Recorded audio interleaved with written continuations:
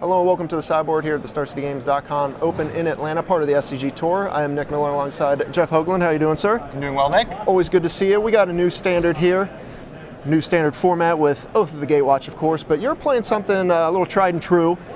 Yep. It's been a while since we've had a standard Open you've been at, but you have been crushing standard classics. You did very well at the Open, or the Invitational, with standard and modern with this black-white deck. Yep. A lot of people have kind of taken to this. You've got some new cards, but I want to give a spotlight to this black-white control deck that you've pioneered and has looked very good.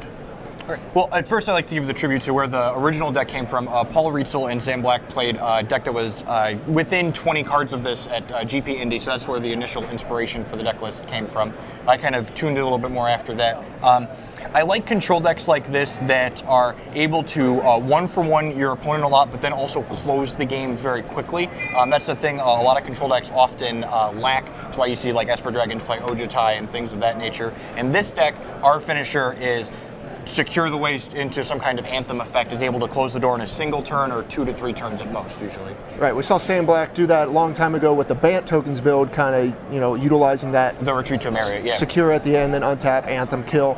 And now we've seen a bunch of different tokens builds, branching into blue as well for Esper, that are sort of similar to this, but you've got definitely more of a controlling element to it. You definitely have a Planeswalker package here between Gideon, Sorin, and Ob Nixilis. Really gives you that control package. And the control element of this deck is what I think makes it more potent than the Esper variations of this deck. The Esper variations tend to play more creatures like Jace and Mentor in the main deck.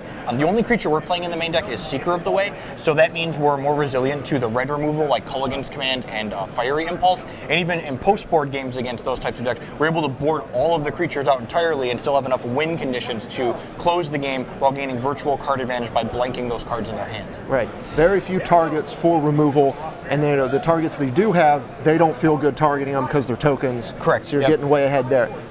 New card, might as well mention that right now. We've got the reprint of Grasp of Darkness here.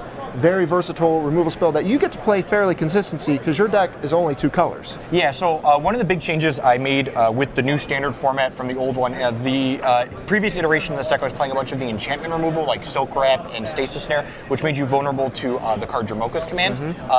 With Grasp of Darkness being printed, it's been a long time since we've had this quality, like basically unconditional removal spell. It kills almost everything you care about in the format.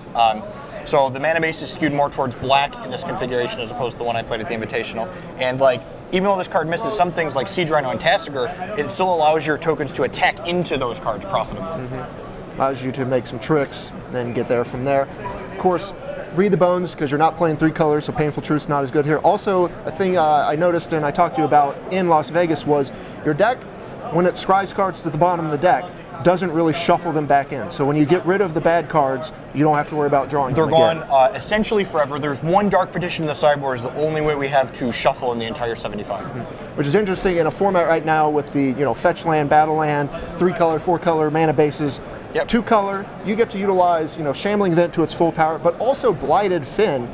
The card here, we've seen all these lands try to pop up, but this is the only one we've seen really show up in constructed decks. Yep. Very good against things like Dragon Lord Ojutai. Yeah, it's just having less color constraints on your mana base allows us to play more utility lands because all of these 26 lands decks inevitably flood out in the standard format, and whoever has more utility lands when they inevitably flood out tends to be the one that comes out ahead.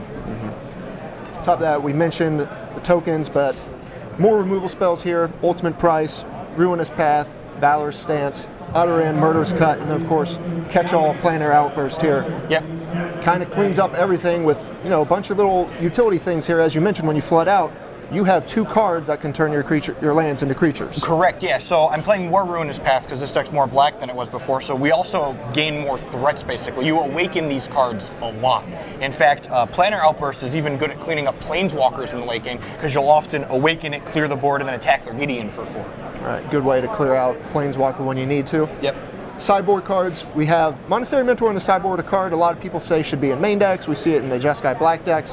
Why is it sitting in the sideboard here? Do you just want to blank the removal game 1? Yeah, definitely. You don't want to trade down on tempo in game 1 as often as possible against the Jeskai Black decks. Losing your 3 mana threat to their 1 mana spell is inefficient. At least with Seeker, you're only trading 2 mana for 1 mana. Mentor is just there when we really need to close quickly, against Rally and the Ramp decks. We really need to put a clock and then we bring in the extra threat. Okay, speaking of Rally, A new card here from most of the Gatewatch, Kalidas, Trader of Get here. This card looks like an absolute hoser to the rally strategies, and of course with Anafin's the Foremost being a 3-color card, you don't have access to it in this deck. Correct. Now you do, along with Hallowed Moonlight. Yeah, so Kalidas fills a number of roles in this deck.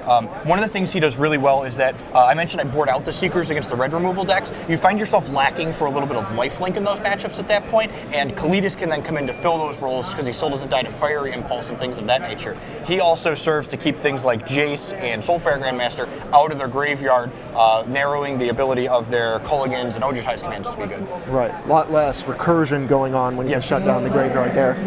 Discard package here between Duress, Transgress the Mind. What is that coming in against? Those are primarily for the control matchups.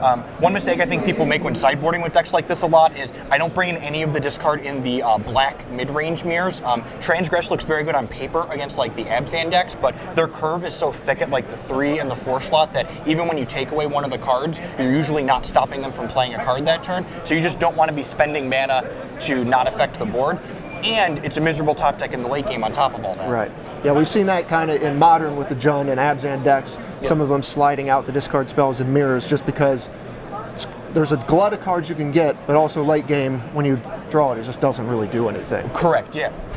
One thing I want to talk about here, as we were kind of mentioning before, there's a bunch of decks in this format, whether you look at Rally or you look at, the green-red ramp deck, Eldrazi, you can only beat so many decks. You're choosing to just really not have anything here to try to hose the Eldrazi deck. Yeah, and honestly, I don't think decks like these mid-range and control decks really have the option to hose the ramp deck anymore. You used to be able to play cards like Infinite Obliteration and take out all of their Ulamogs and like really have a chance, but now they have Kozilek and they have Worldbreaker and like they just have such a diverse selection of threats, and they have Kozilek's return to clean up your Monastery Mentor if you're trying to go in that route. Yeah. So really, we're just hoping to dodge or get a little bit lucky in that matchup, and I think that's okay in most constructed formats in Magic right now, is that you're not going to beat everything. It's okay to say, we're just probably not going to win that matchup. Right. You got good matchups across the board. For the most part, everywhere else, another planar outburst, but here, I really like the Dark Petition in this deck. This card does not get enough love in Standard. We see it all over the place, Vintage, Legacy, being able to do broken things, but just having the option, sort of like Bring to Light, find one of your cards you need. That's why I actually call it Bring to Black a lot of the time. It brings the black spell out. It's very flexible in this deck. We have Ruinous Path and Read the Bones that it's good with in the main deck. In the more grindy matchups, it can even be a 4th Nixilis for 7 mana, essentially. It gets Kalidas against Rally now for just 1 more mana. Against the red deck, it gets Flaying Tendrils. I've even gotten discard spells with it before when you just really need to check their hand to make sure the coast is clear. It generates 2 Storm for your Monastery Mentor. So you get 2 triggers and make 2 monks with it. Right. So it really does a lot. Right. You're seeing all the angles. Well, the deck, great pedigree. You've done very well with it. You're bringing it into a new format here with a couple of new cards, but mostly old favorites. How do you think you're positioned for this weekend? I think if I play against a lot of the other mid-range and control decks in the format, I'm well positioned to beat those. I also think we have a good aggro matchup, so like most of Magic, if we hit the matchups and play well, we're going to do really well. All right. Well, we wish you the best of luck here. You're number 1 on the leaderboard here for the SCG Tour Season 1, gunning for that Player of the Year, gunning for the Players' Championship, looking to back get there. So thanks for joining me here on the sideboard. Stay tuned to StarCityGames.com all weekend long for the action here in Atlanta.